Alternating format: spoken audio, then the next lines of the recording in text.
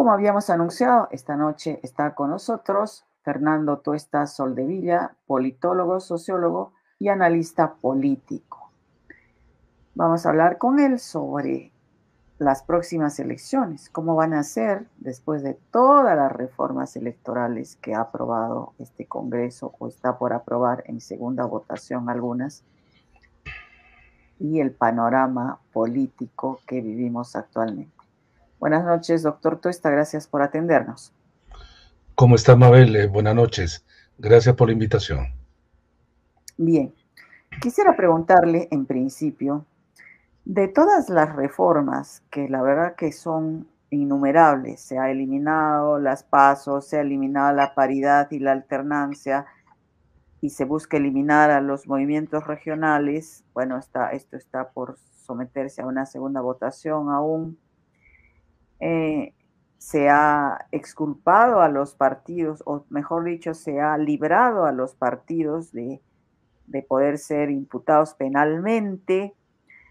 Hay quienes señalan que la OMPE ya no va a poder fiscalizar, no estoy tan cierta en esto, las finanzas, las rendiciones de cuentas de los partidos.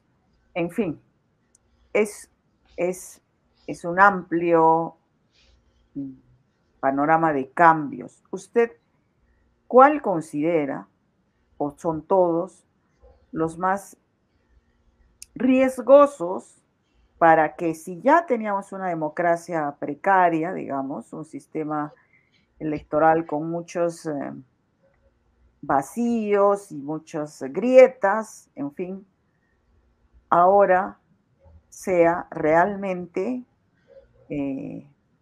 difícil que expresen la voluntad popular tal y como es el ideal en una democracia?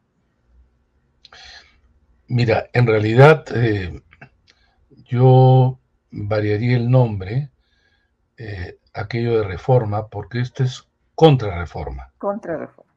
En realidad estamos en un momento que no es de ahora, yo diría incluso el Parlamento del 2020, aquel que se eligió para terminar el mandato. Ahí empiezan los cambios que obviamente con este Parlamento y en el último tiempo, digamos, se acentúa. Y efectivamente tú lo has señalado, en realidad se trata de un paquete y como paquete hay que verlo. Básicamente, ¿qué es lo que tienen en común todas estas normas? Darse ventaja a los partidos que están en el Congreso. Eso es lo que tienen en común.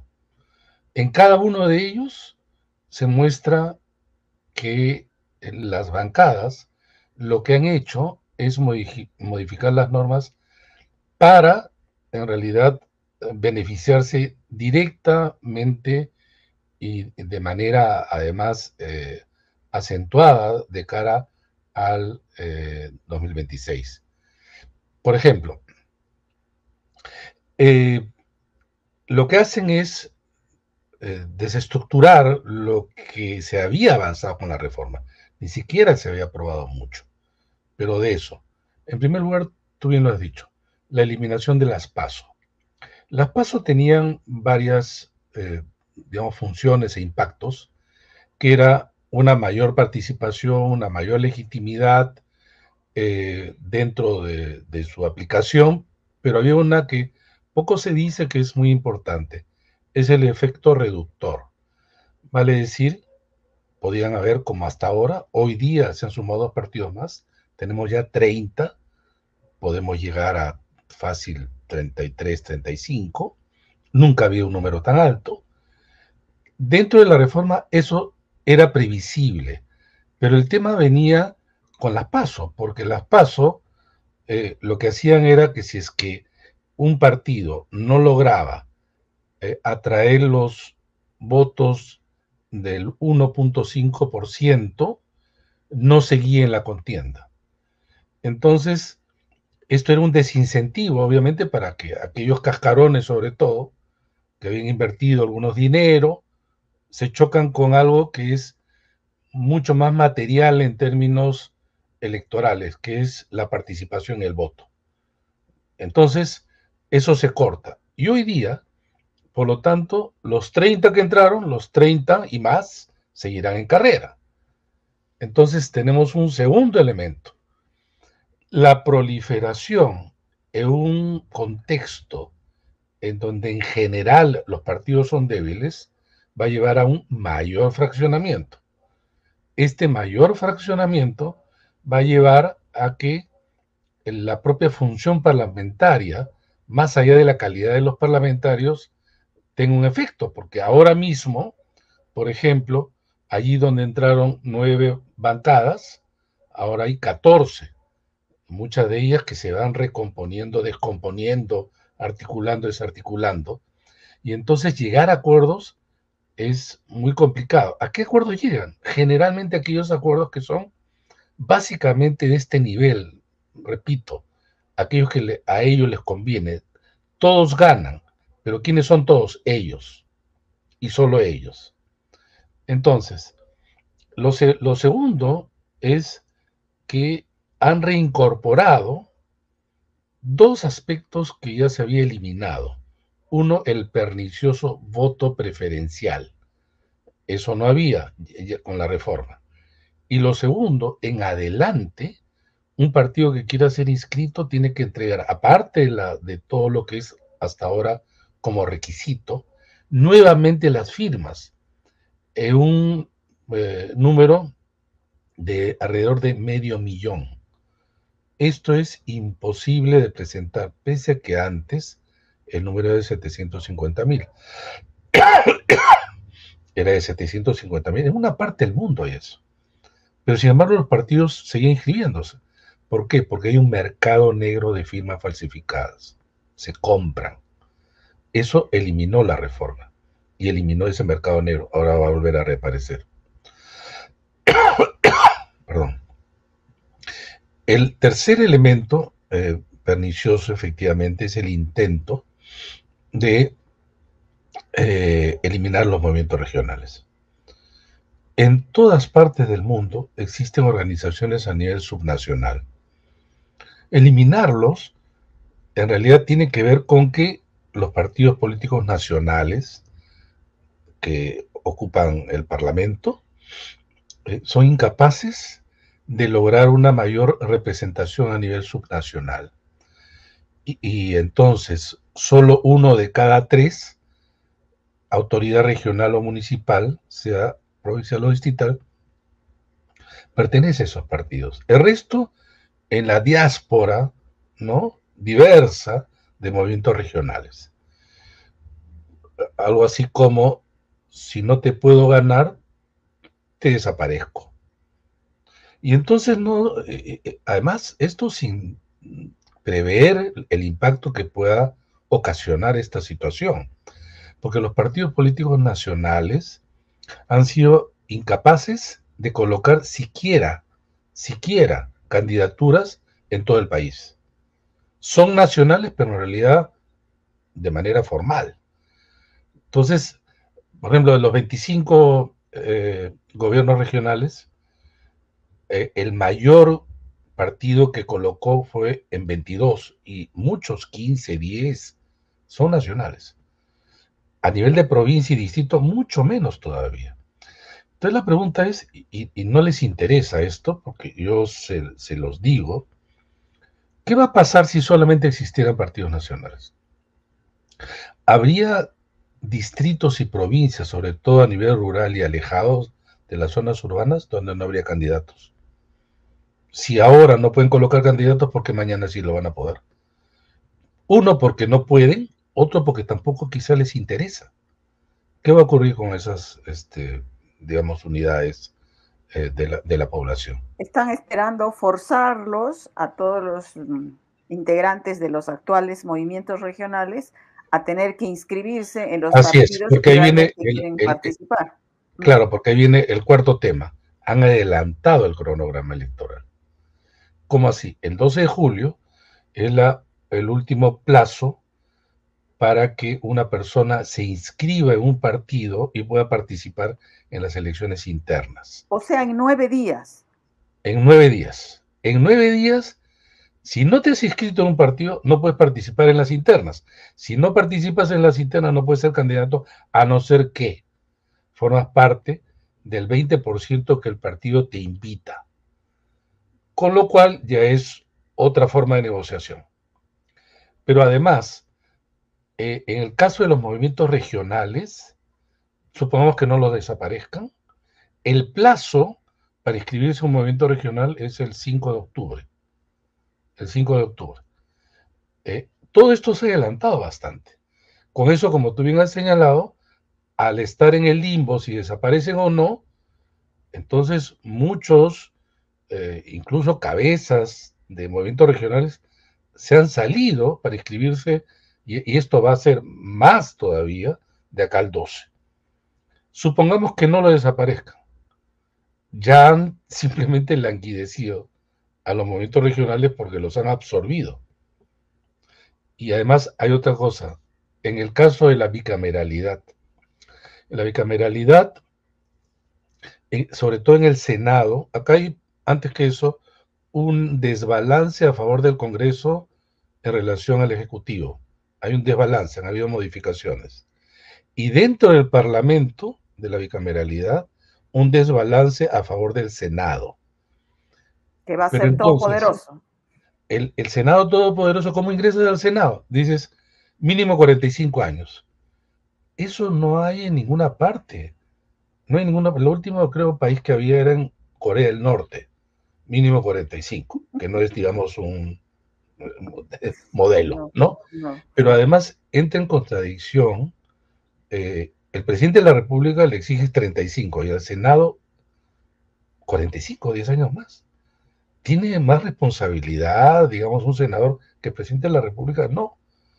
Pero como no les importa, así lo hacen, al elevar la cantidad de años, eliminas competidores. Pero ellos también podrían estar limitados, porque hay muchos que no llegarían con 45 años en el año 26. Pero ellos Pero sí se han pueden. colocado el rabito de o haber sido congresista. Así es. Entonces, eso también les favorece. Justo a Y ese propósito de Senado, eso. super Senado. Entonces, todos estos 5 elementos, que son más en realidad, confluyen en lo primero que te señale. Ajá. Esto, evidentemente, lo que va a hacer es favorecer a los que están en el Parlamento, ¿no? Justo Ahora, a propósito de eso, le quiero preguntar, antes que se me vaya, favorecen a las actuales bancadas, pero quizá todavía eso sea un poco más creyendo que piensan, aunque sean partidos, pero en realidad yo veo que es para favorecer no solo las bancadas, sino a las personas que actualmente están en el Congreso, o sea, los 130.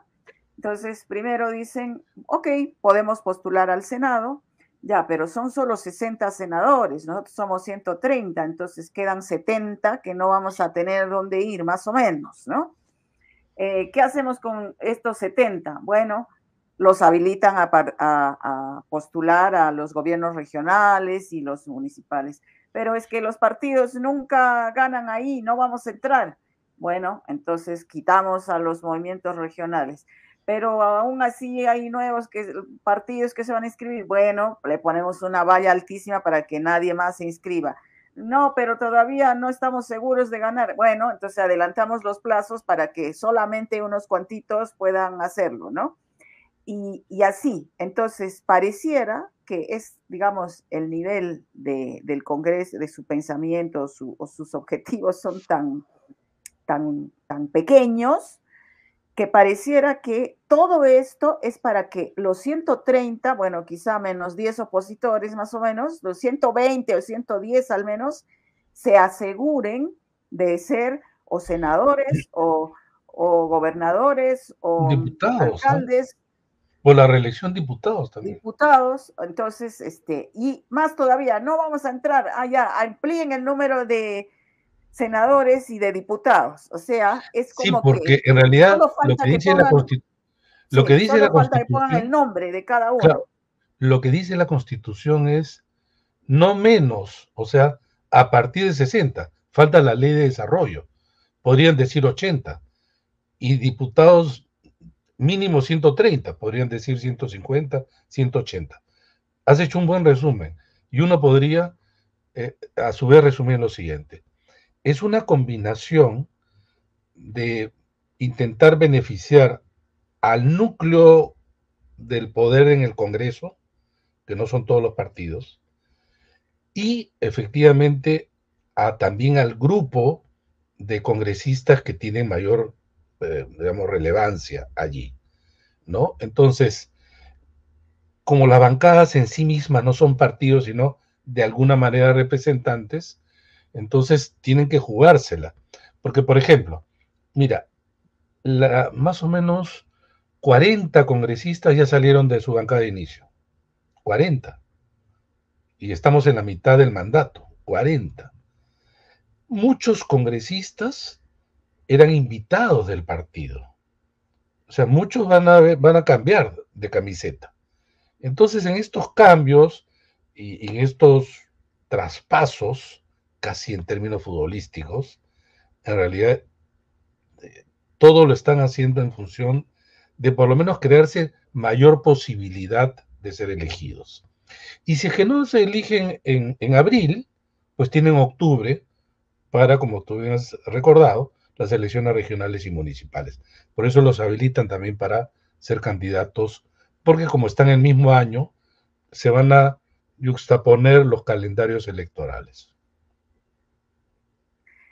Y una cosa más que va a ocurrir, doctor Tuestas, usted me confirmará o no, que igual va a haber una gran dispersión y van a ganar personas. Estoy pensando en las alcaldías, en los gobiernos regionales. Ya antes ganaban con 20%, o el mismo Congreso, ¿no? Que obtienen muy baja votación, pero luego por la cifra repartidora, pues resultan teniendo un número alto de representantes, cuando el partido en realidad sacó 15%, 13%, 11%, y teníamos los gobernadores les piden 30%, casi todos han ido a una segunda vuelta, pero a los alcaldes no se les pide eso, y entonces hemos tenido alcaldes que habían obtenido 12% y han ganado la elección.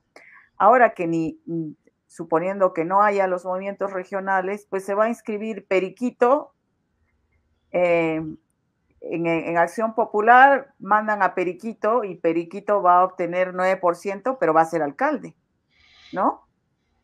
Sí, mira, quizás esto da para otra conversación, porque no hay sistema electoral perfecto, ¿no?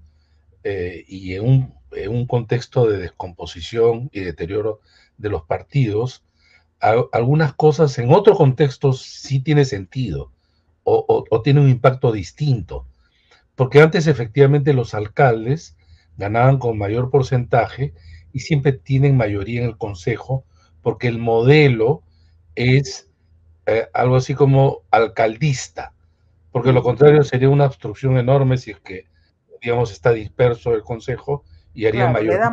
mayoría de regidores. Lo que no está sucediendo, porque cambiaron la ley a nivel regional. A nivel regional tú sí puedes tener un consejo regional contra el gobernador. ¿Qué hace el gobernador? En vez de pensar y elaborar en función de la región, está preocupado en esa situación de cooptar, comprar, Se los persuadir compra, claro. a los consejeros, Uh-huh, a los uh-huh, consejeros, ¿no?